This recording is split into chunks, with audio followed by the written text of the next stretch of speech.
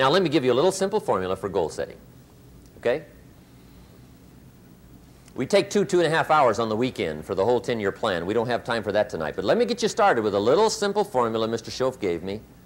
And maybe this will be helpful. First of all, I've divided goals into 2 parts. First is long range. Long range goals. That's your dreams. Your dreams for the next 3, 5, 10, 20, 30, 40 years. Actually, the rest of your life. Your dreams. You've got to keep dreaming. Ronald Reagan, president, said to the joint session of Congress a few weeks ago, "The Republic is a dream. And if we don't keep dreaming, we will lose the Republic." Your better future is a dream for yourself and for your family. Where do you want to go? What do you want to do? What do you want to be? What do you want to see? You've got to dream dreams. There's a Bible phrase that says, without dreams and visions, people perish. You've got to have something to go for that inspires the heart and the soul. Dreams. From the children of Sanchez, it says, take the crumbs from starving soldiers, they won't die. Take the bread from hungry children, they won't cry. But without dreams, we all will die. You've got to dream. Don't lose your dreams for yourself, for your future, for your family. The dreams of love and enterprise and travel and doing things, becoming something unique on your journey here. Don't lose your dreams. Do some dreaming. That's long-range goals. You've got to have those. So that's number 1. Here's the second part of goals, short range. Short-range goals. That's your goals for tomorrow, this week, this month, this year, the immediate future. We call these confidence builders. Because if you set up something short-range, go for it, get it, latch onto it, work hard, accomplish it. That starts building your strong feelings to go for your dreams. Now, I've divided goals into 3 categories. Here they are. Number 1 is economic. That's your goals for money, income, business, profits, production. Economics. Make sure you've got your economics well planned. Economics plays a major role in everybody's life. Economics is major, which means it ought to be meticulously well planned for tomorrow, this week, this month, this year, long range. What if you asked somebody tomorrow if you could see their meticulously well-planned list of economic goals? What would they probably say? They'd say, you some kind of a nut? You must be weird. Hey, I found out what success is. Success is doing what the failures won't do. Make sure you've got your economics well planned. It'll put you in the top 5%. One of the key little subjects we talk about on the weekend is the 7 fundamentals for wealth and happiness. And that's one of them, well-planned economics. It's a fundamental if you want to do well. Join the top 5%. Anybody in this room can join the top 5%, if you will. Okay. Now here's the second category of goals, things. Make a list of the things you want. And on my list of things, now I put everything. Little things as well as major things. Doesn't matter how small it is, it goes on my list. I used to just put major things, cars, homes. I don't do that anymore. I now load my list with everything. Everything. And the reason is, part of the fun of having a list is checking it off. That's it. Boy, at the end of the day, if you can go, got it, got it, got it, got it, got it, got it, whatever it is, right? You get into the habit. So load up your list, the things you want. Now, when you check off something major, celebrate. That's an important point to make. Celebrate your achievements. Live it up. Have a party when you reach something you've worked for a while. See, we all grow from 2 experiences. One is called the pain of losing. The other one is called the joy of winning. We need both of them. Amplify them as much as you can, which also means make losing painful. If you set up something, fooled around, didn't get it, put it on yourself.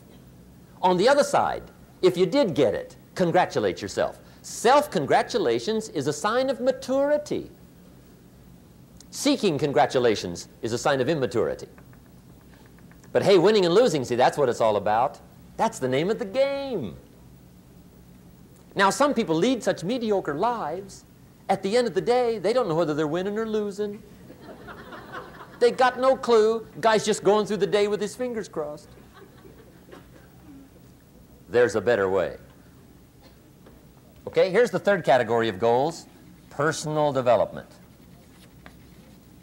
Put those goals together, personal development goals. That's your goals to be stronger, more decisive, be a speaker, be a leader, learn a language, all kinds of skills. Okay? The whole weekend seminar was designed to improve all your skills so that you walk away more skillful. And that's what you want, the personal development skills. That's what attracts, that's what brings good things to your life, the person you become more skillful. Now, this is quite a package to work on. Economics, things, personal development. For tomorrow, this week, this month, this year, long range. Okay? That'll get you started. Now, here's the simple formula for setting goals. It goes like this. A, work on your goals. That's step one. Work on them. And I've put the word work there deliberately. Setting goals is plain hard work. I don't want to kid you. We haven't come here tonight to kid each other. It's work. I know it's work. That's why a lot of people just let it slide. It's work. Many people work hard on their job, but they don't work hard on their future. They just let that slide. And the work involved is making plans. I know most people don't.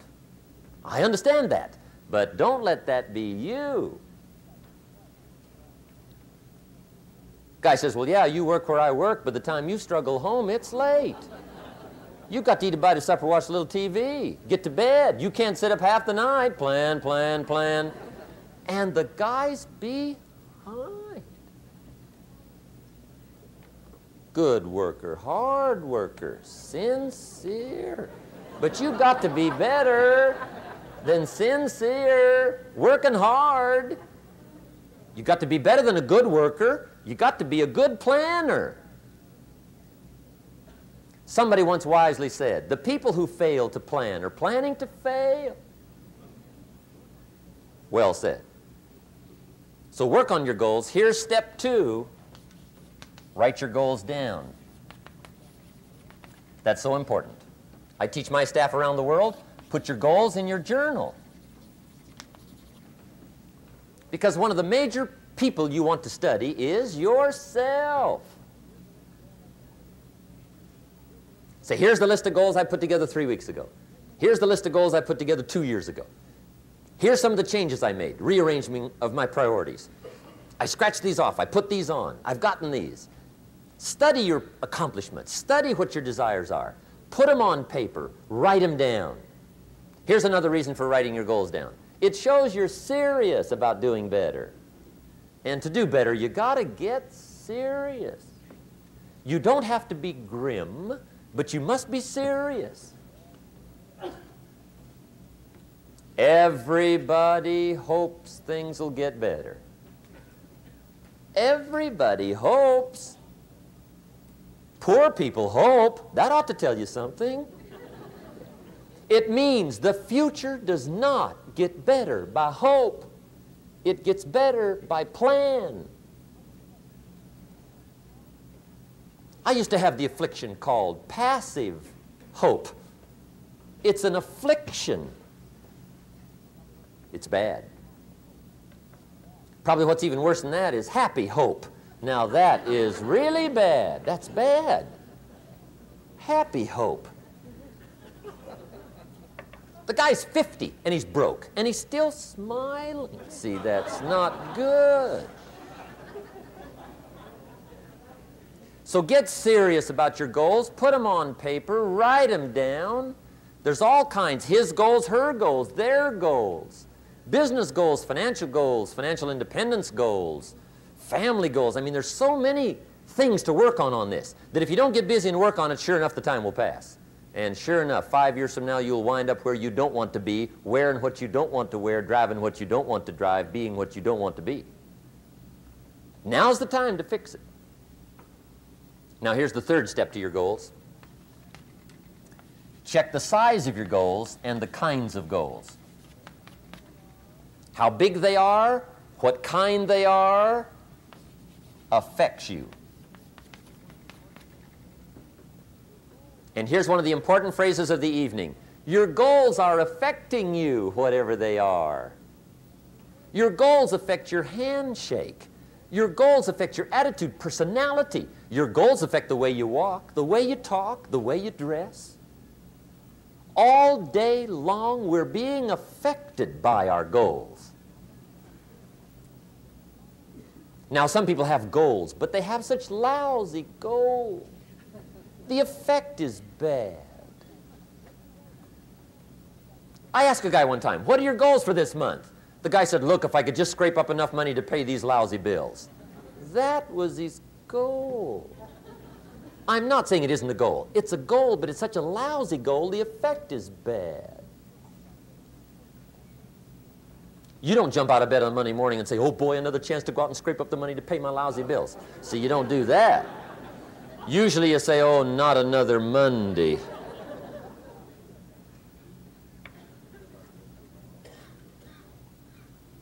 And some people have so given up on life, they have joined the thank God it's Friday club. How sad. Surely those are the same people, when life is over for them, will say, thank God it's over.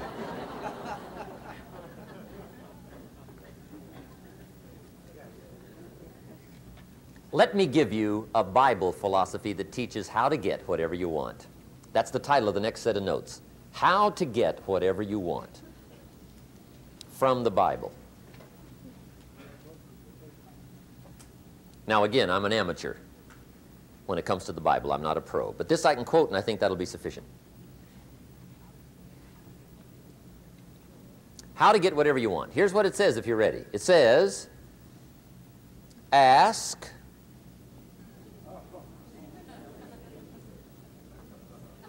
That's it. End of notes.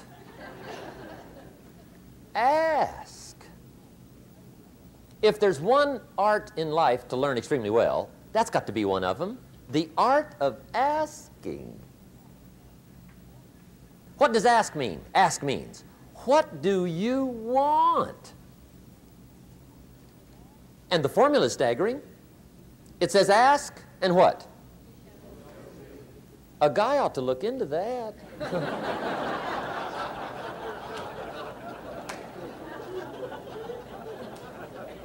He says, yeah, but you work where I work. By the time you struggle home, it's late. You got to eat a bite of supper, watch a little TV, get to bed. You can't sit up half the night, ask, ask, ask. And the guys behind. See, you've got to be better than a good worker. You've got to be a good asker. Now, let me give you 3 key points on asking and receiving. This can do it. Number 1, asking is the beginning of receiving. Asking starts a unique process, mental and emotional. I don't even know how it works. All I know is it works. It's like pushing a button and all this machinery starts working. I don't know how. It just works. There's a lot of things you don't need to know how. Just work them. Some people are always studying the roots. Others are picking the fruit. I mean, it depends on what end of it you want in on. Asking is the beginning of receiving, so start the process. Here's number 2. Receiving is not the problem. Receiving is automatic. Now, if that's true, receiving is not the problem, what's the problem? Failure to ask might be one of your major problems. I don't know. Check it out. The guy says, oh, now I see it. I got up last year and hit it every day, but there's not a scrap of paper with my goals on it. Good worker, poor asker. So you got to change that. Here's number 3. Receiving is like the ocean. There's plenty, especially in California. It's like an ocean here.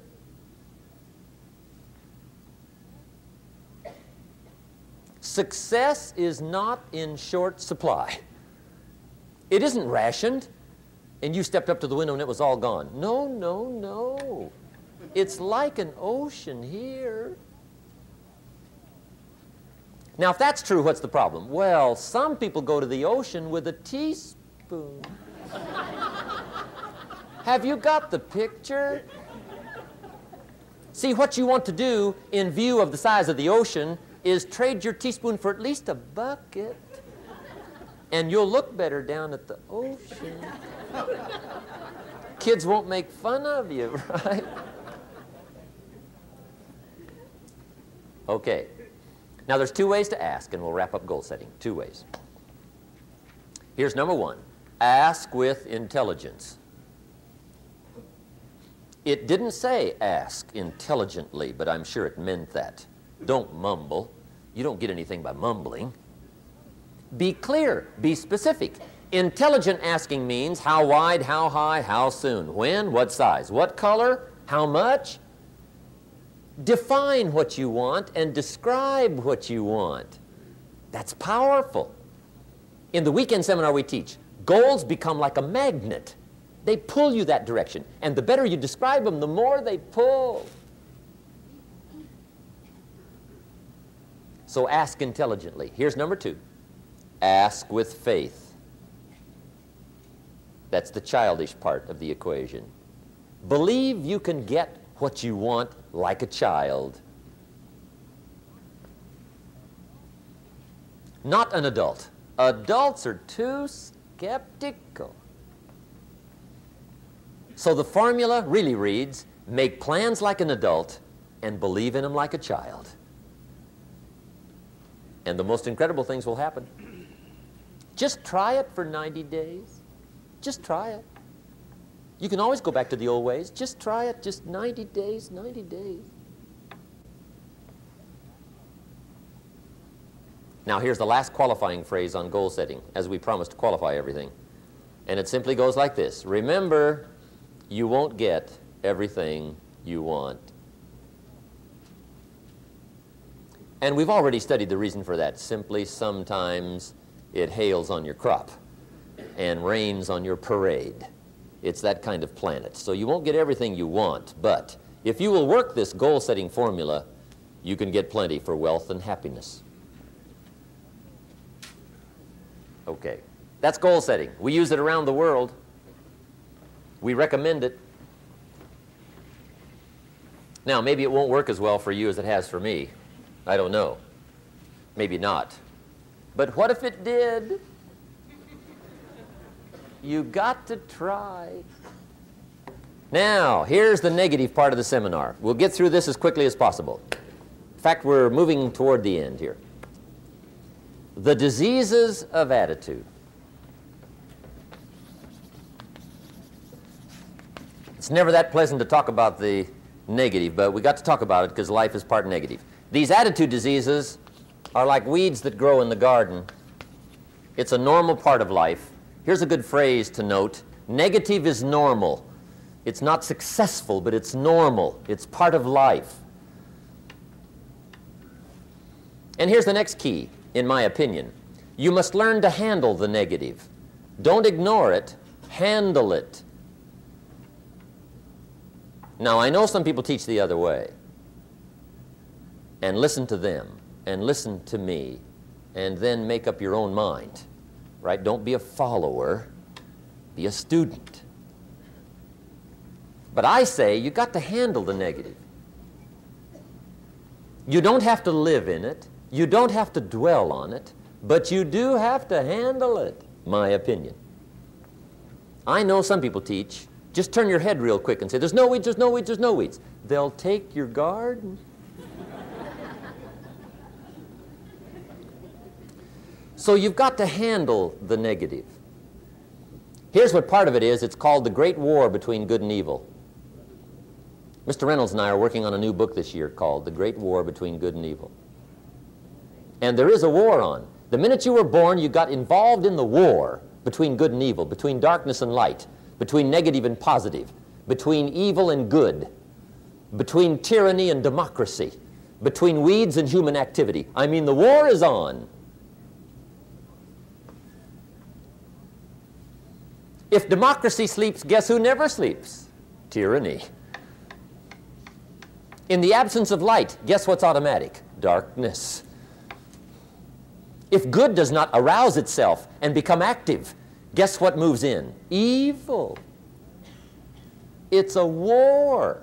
A mental war, a physical war, a financial war, between enterprise and ease, between accomplishment and failure. It's a war. That's why there's an Old Testament phrase that gives the best advice for human activity when it says, 6 days labor, 1 day rest. Now, I'm sure we've taken that to mean, don't work all 7 days, take one off. Here's what it also means, only take one off. Or you're liable to lose the war. Now, we've got it down to 5 and 2, and maybe that's not too dangerous. I don't know. If God would have thought of 5 and 2, he might have made it 5 and 2. I don't know. You can't think of everything. But here's what it does mean. Enterprise is better than ease. If you rest too long, the jungle overtakes the village. Now, here's the good news about the war between good and evil. Evil is no match for good, but good must be active. Weeds are no match for human activity, but if you stand still, how far in will they come? All the way. They'll grow right up around your shoes. But if you get busy, how far back can you take them? As far as you wish. They're no match, but you must be active. That's why the 6 and 1. Make sure you're not losing the war by taking off too much. Guess what the average years are after retirement? 6. 6. Which means don't retire. Your chances are too slim. Okay. The war between good and evil, the weeds. You got to make sure you recognize the negative, handle it, deal with it, and then go on. Let's make a list of the diseases of attitude that can wreck all your chances to do well. One of the words that destroys everything is called neglect. Neglect. And I found this out. A week of neglect could cost you a year of repair. It isn't worth it. So what to be on the lookout for? Here's the list. If you were making it, you'd have the same list I've got. Right? We're not covering anything new tonight. This is a reminding session, not a teaching session. But it doesn't hurt to go over it again. Here's the list. Attitude diseases. Number 1 is indifference. The shrug of the shoulder. The guy's not even concerned. He's just drifting. This is called the mild approach to life. A disease known as mildness.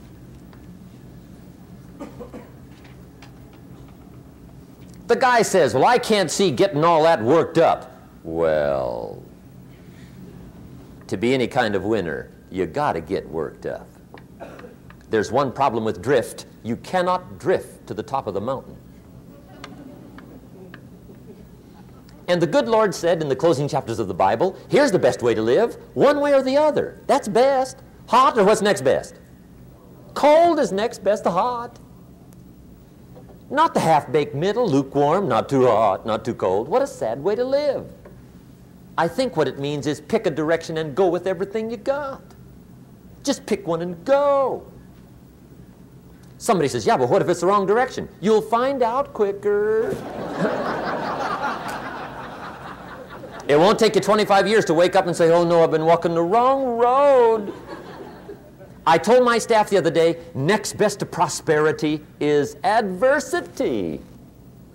If one doesn't get you, pray for the other. We all do better from one of two reasons, inspiration or desperation. And I don't wish anything bad on you tonight, but if you're not inspired, I hope a wagon comes down your rut. Whatever it takes to get you to try harder, read more, set your goals, and go for it. Somebody asked me one time, what quality would I pick if I wanted to work with somebody? And you know what I picked first? Number one, strong feeling. Please, number one, give me somebody that feels strong about most anything. I don't even care, just so they believe it. Even if they disagree with me. Wonderful, just so they disagree vigorously. I'm not saying it's easy to win those kind of people to your point of view, but I'd rather do that than to try to resurrect people from the dead. Pump them up every month, pump them up, pump them up. I pass. The good Lord needs a leader for the early Christians. Remember the early days of the Christians? Not like today. If you were to stand up in the early days and say, I'm a Christian, cut off your head, toss you and your wife in jail, let you rot. I mean, those were ugly days. Being a Christian back then was not called socially acceptable. They didn't have 125,000 in the Los Angeles Coliseum to hear Billy Graham on a Sunday afternoon. Not back in those days. Back in those days when the Christians got in the Coliseum, it was a different story, right? I mean, the word was, stay out of the Coliseum, especially on Sunday. Last Sunday was Lions 33, Christians nothing. See, those were mean, tough struggle days for the Christians. Now, when the days are mean and tough and struggling, you got to have some kind of leader. Do you know who the good Lord picked for the leader when the days were mean and ugly? Saul from Tarsus. That's who he picked, Saul. I'll tell you what, I would have picked him. You would have picked him. Anybody would have picked Saul. Saul was one of those incredible guys. Once he got into something, look out. Everybody in the community knew what Saul was in. Because whatever he joined, he'd flip all the switches, open up all the dials, turn on all the faucets, and go like mad. He was known as All-Out Saul. I mean, he was something else. Now, at first, it wasn't working out well. Saul hated Christians, which makes a poor leader, right? I mean, that won't work. Saul got this bug somewhere about the Christians. He got to hating Christians. And he hated them so bad, every time somebody would say Christian, he'd fly into a rage. And I guess he decided one day, it was his mission in life to get rid of all the Christians. He was Saul anyhow, could do most anything he wanted to. So he got him these letters of authority to go around to the various communities and hunt down the Christians. They said, do whatever you want to with them, Saul, they're unpopular anyhow. Drag them in the streets, whip them, stone them, torture them, kill them. You mention the name Saul from Tarsus to the early Christians, I'll tell you what they would do. They would run, hide, lock the doors, leave town, dive underground. I've been in the catacombs of Rome where they hid. He was mean. I mean, terribly mean. But remember the story? One day Saul's making it for Damascus. Heard about some new Christians, flies into a rage, takes off for Damascus.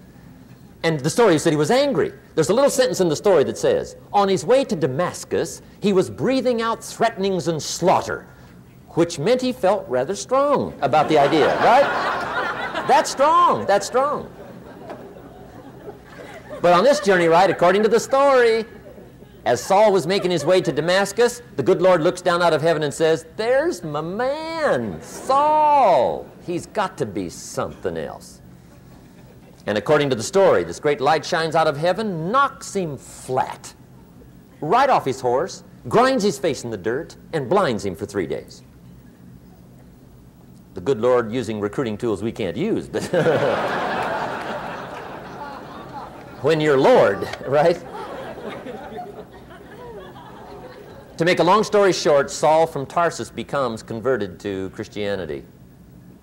He becomes Paul, the great leader, the apostle. And without a doubt, the good Lord got him a dandy. One he didn't have to pump up every month. In one of his later writings, he said, "The things I once hated, I now love. The things I once loved, I now hate." See, that's strong. Here's the key to the good life. Learn to put everything you've got into everything you do. Whatever you are doing, pour it on. It will quickly open up into opportunity or quickly disclose to you that you ought to be doing something else. The delusion is, if I had a better job, I'd really pour it on. See, that's delusion. Wherever you are, pour it on. Don't give somebody half a job for a day's pay. Pour it on. See, that'll help change your life. Get rid of this disease. Here's the next attitude disease, indecision. Mental paralysis. The guy can't make up his mind and it becomes a disease. Pretty soon he knows he's got it. The guy says, "Well, I know I'm on the fence." But he says, "What if I get off on the wrong side?" Listen, after a while it doesn't matter. Just get off. Any side will do. A life full of adventure is a life full of many decisions. The ones that turn out to be wrong give you better experience to make better decisions. So don't see how many decisions you can get out of, see how many you can get into. That's where the adventure is. So shake off this disease, indecision. The next one is doubt. Doubt's like a plague, and one of the worst is self-doubt. There are many, but that's one of the worst. The guy doubts himself, doubts if it'll last that long for him, doubts if he can do that well, doubts if he can make that much, doubts if he can accomplish all that. A chronic, excellent self-doubter. You can imagine what damage that does to your future. So here's the key. Turn this coin over and become a believer. And there's many things to believe in. One of the majors is yourself. The understanding of self-worth is the beginning of progress. Now, if those three don't get you, this one will. Worry. That's a devastating disease. Worry. Worry causes health problems, social problems, personal problems, family problems. It's devastating. Worry long enough, it'll drop you to your knees. Could reduce you to begging. I know how bad this one is. I used to have it bad. I used to be known as a super worrier. Not a super warrior. No, super worrier. My family wished I'd have been a warrior. I got those years to make up for. But I'll tell you what. My advice to you is do what I finally did on worry. Give it up. Who needs it? I'm not saying it's easy. I'm saying it's worth it. It took me almost 1 year to kick the worry habit, and it was not an easy year. It was one of the toughest years I ever spent, but I finally got that monkey off my back. And I discovered you could live the most incredible life free of worry. Not free of challenge, not free of difficulty, free of worry. I learned how to do it, and you can. Here's the next attitude disease. Over-caution. Some people never will have much. They're too cautious. Now, you can also be too reckless, but you can also be too cautious. This is called the timid approach to life. And my caution was always the risk. Risk used to drive me right up the wall. I used to say, what if this happens? It's called the language of the poor. What if this happens? And on top of that, if this was to happen, look at the fix I'd be in. I better not try. I could always ace myself out. Then I'll tell you what changed my whole life when I finally discovered it's all risky. The minute you were born, it got risky. If you think trying is risky, wait till they hand you the bill for not trying. If you think investing is risky, wait till you get the tab for not investing. See, it's all risky. Getting married is risky. Having children is risky. Going into business is risky. Investing your money is risky. It's all risky. I'll tell you how risky life is. You're not going to get out alive. That's risky. The Englishman says, well, if that's the way it's going to work out, let's give it a go. Right, that's what it's for. Give it a go. Somebody says, yeah, but I'm looking for safety and security. Fine, then huddle in a corner. We'll cover you with a sheet, bring you 3 meals a day. And we'll protect you, feed you, look after you, care for you. We won't let anything happen to you, and you'll probably live to be 100. The guy said, well, yeah, I'd live to be 100. But what a way to live. Right. What a way to live, safe and secure. Don't ask for security. Ask for adventure. Better to live 30 years full of adventure than 100 years safe in the corner. And see, it's not important how long you live. What's important is how you live. Here's the next attitude disease. We're almost through with this motley list. In fact, we're almost through. Hang on. The next one is pessimism. Pessimism, the deadly disease of always looking on the bad side, the problem side, the difficult side, checking all the reasons why it can't be done. The poor pessimist leads an ugly life. He doesn't try to figure out what's right. He tries to figure out what's wrong. He doesn't look for virtue. He looks for faults. And when he finds them, he's delighted. How ugly. This is the poor guy who looks through the window, doesn't see the sunset. He sees the specks on the window.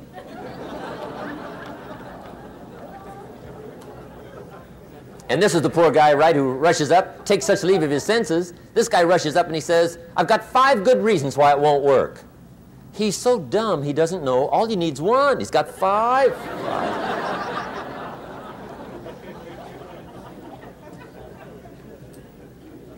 To the pessimist, the glass is always half empty. To the optimist, the glass is half full. Why would the same measure affect people 2 different ways? Answer, it all depends on how you look at it. Our lives are mostly affected by the way we think things are, not the way they are. The way we think they are affects us most. There's a subject we don't have time to get into tonight called better thinking habits. One of the major things Shove taught me when I met him, he said, poor thinking habits keeps most people poor. Not poor working habits. Most people work hard, but they don't think hard. And Shove taught me that the mind is like a factory, a mental factory. And whatever you think about all day long pours ingredients into this mental factory. And that's what builds the economic, social, financial fabric of your life. He quoted me a Bible phrase that says, as you think, so you become. How awesome. When he talked about poor thinking habits, he had me. I used to start the day reading the morning newspaper. I mean, you can believe that or not. I'd get a cup of coffee and read the paper. I'd load up on wars and riots and murders and stabbings and killings and bank robberies and muggings and car wrecks and tragedies. I'd even read the back pages. I seem to like that stuff for some weird reason. I'd load up on all that, and then I'd start the day. You can imagine the kind of days I used to have. You walk around on your financial knees. They call you economic peewee.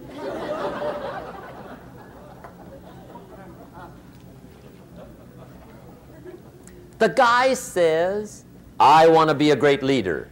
Wonderful. The first thing we do is follow him to his house.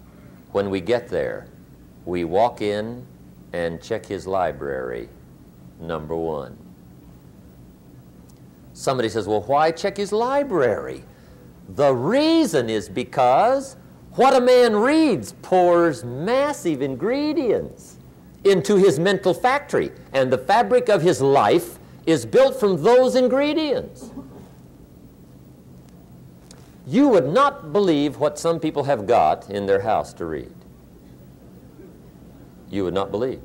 One of the best dressed up words I know for a lot of it is trash. Can you imagine dumping a barrel of trash into this mental factory every day and coming out with a rich, dynamic, positive life? It can't be done.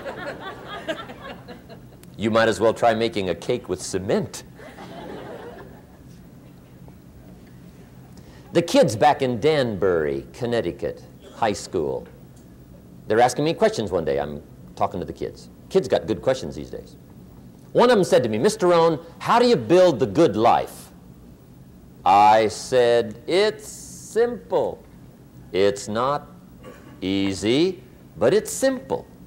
Here's how you build anything. Select the right ingredients, keep out the wrong ingredients, and it starts with thought. Everything starts with thought. So you must be wise and careful what you think about, because that starts everything. You got to be wise and careful. I asked the kids, what would happen if somebody dropped sugar in my coffee? They said, well, you'd be okay. I said, what if somebody dropped strychnine in my coffee? They said, well, you'd be dead. I said, correct. Lesson 1. Life is both sugar and strychnine. You gotta be careful. I said, what if my worst enemy drops in the sugar? They said, will you be okay? I said, what if my best friend, even by accident, drops in the strychnine? They said, well, you'd be dead. I said, correct. Lesson 2, watch your coffee.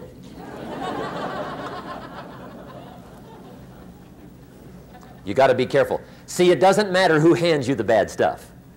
It doesn't matter where you get the bad stuff. It'll still do its damage on your bank account, wherever you get it. Mr. Schoaf gave me one of the greatest phrases when I first met him when he said, Jim, every day stand guard at the door of your mind. How important. Stand guard at the door of your mind. And you decide what goes into your mental factory. Don't let anybody just dump anything they want to in your mental factory, because you've got to live with the results. Okay, here's the last disease, and we're through with this list. In fact, we're almost through. Hang on.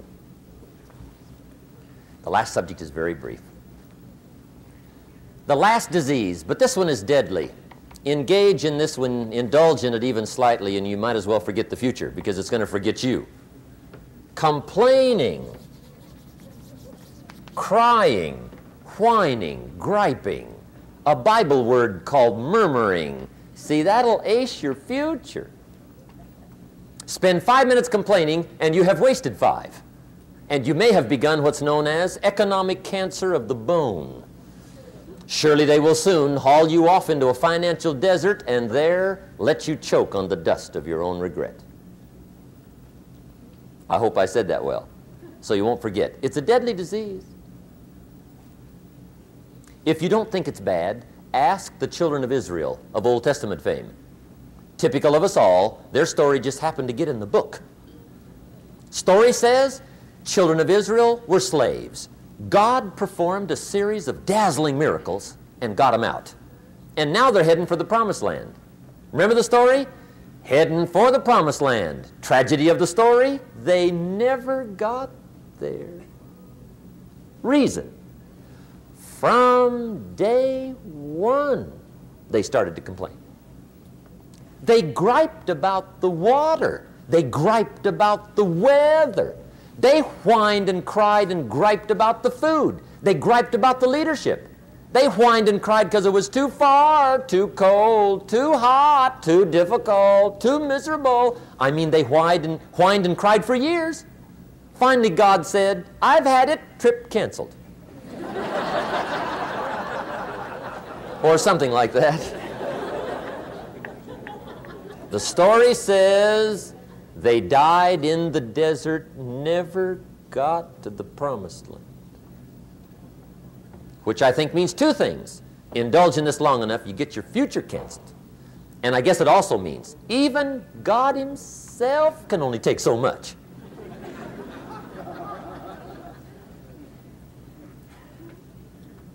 Okay. Just be on the lookout of the things that can destroy all the good you start. The war is on. And this evening, tomorrow, mentally, personally, socially, economically, you got to make sure you're winning the war. And this is part of it.